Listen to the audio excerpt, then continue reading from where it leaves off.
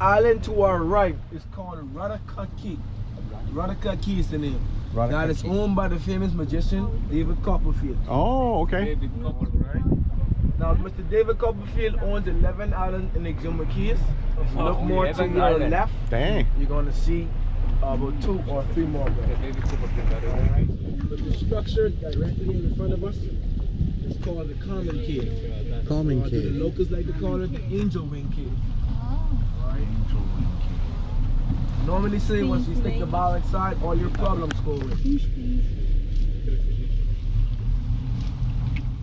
Oh wow.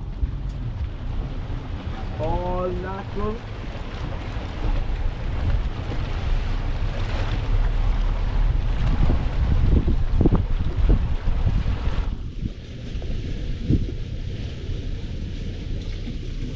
Alright folks, so unfortunately I left my remote home so we can't go all the way through.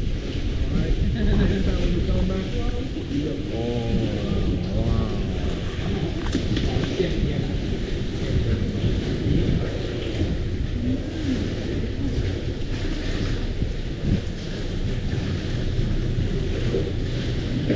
Oh, I feel calm already.